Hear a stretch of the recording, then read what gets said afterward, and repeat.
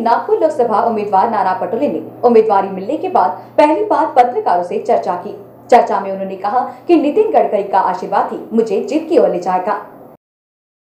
लोकसभा चुनाव का शंखनाद हो चुका है। सभी पार्टियां अपने उम्मीदवारों को जिताने के लिए एड़ी का जोर लगा रही है। शुक्रवार को भाजपा सेना युति की ओर से कार्यकर्ता सम्मेलन देकर नागपुर लोकसभा चुनाव प्रचार का शुभारंभ किया है। वहीं दूसरी ओर कांग्रेस पार्टी के नागपुर लोकसभा उम्मीदवार इन्होंने शनिवार को उम्मीदवारी मिलने के बाद पहली बार पत्रकारों से चर्चा की। उन्होंने कहा कि मेरे ऊपर खैरलांजी मामले में लगाए गए आरोप बेबुनियाद है। इसमें मेरी कोई भी भूमिका नहीं है, मगर जिन लोगों ने ये आरोप लगाया है उनका मैं आभार मानता हूँ। जाकर मुझे बदनाम करने का काम जो किया गया था वो तथाकथित लोगों के माध्यम से किया था, अपोजिशन के माध्यम से किया गया था। जब मुझे कर नहीं तो मेरे को डर क्या इस बात का है, क्योंकि मैं आज भी सार्वजनिक जीवन में हूँ और मैंने दलित और बहुजन समाज को इकट्ठा लाने का एक कोशिश किया था और उसी का परिणाम मुझे बदनाम करने का काम हो रहा है। आज आपने कहा कि पाकिस्तान और चाइना ये दो देशों को प्रधानमंत्री नरेंद्र मोदी दोबारा बने, ये वो दो देशों को लगता है, क्योंकि नरेंद्र मोदी जब से देश के प्रधानमंत्री बने तब से आपने देखा होगा कि जो भी चीज़ें हैं वो चाइना से हमारे आती, वहाँ का स्क्रैप हमारे यहाँ बिकता है।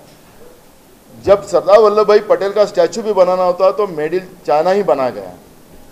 आज आपने देखा होगा कि अजहर मसूद को जो पूरे वर्ल्ड में टेररिस्ट घोषित करने का जब मौका आया तो चाइना ने उसको अजहर मसूद को सपोर्ट किया। कुछ दिन पहले केंद्रीय मंत्री नितिन गडकरी इन्होंने नाना पटोले को उम्मीदवारी मिलने पर आशीर्वाद दिया था। इस मामले पर बोलते हुए उन्होंने कहा कि उनका आशीर्वाद मुझे जीत की ओर ले जाएगा। चाइना, आज आप श्रीलंका में जाइए जिसमें राजीव गांधी जी ने श्रीलंका को हमेशा मदद की, इंदिरा जी ने मदद की, कांग्रेस ने हमेशा मदद की कि वहाँ चाइना न आए। लेकिन आपने देखा होगा कि आज चाइना पूरा श्रीलंका में बैठ गया, वहाँ समंदर तट पूरा चाइना ने कब्जा करके बैठा है। जो भी घटनाएं होती है, पुलवामा में 250 किलो जो RDX आया था वो कहाँ से आया, किसने लाया, वो आज तक भी उसका जवाब सरकार नहीं दे सकी। तो ये सब चीज़ों को आपने अगर गौर से देखा तो चाइना को और पाकिस्तान को मदद करने का काम ही जो अजीत डोभाल का एक व्यक्ति है, जो वो उनका खुद का चाइना और सब देशों से उनका खुद का लिंक है और वही ये सब चीज़ें नरेंद्र मोदी के माध्यम से वो करने जा रहे हैं। और ये सब स्थिति को देखते हुए चाइना और पाकिस्तान को ये लगता है कि जब भारत देश का लोकतंत्र टूट जाए तो हम लोगों को आसानी से देश पे कब्जा कर सकते हैं और इसलिए चाइना और पाकिस्तान को नरेंद्र मोदी दोबारा भारत का प्रधानमंत्री बने, ऐसा लगता है।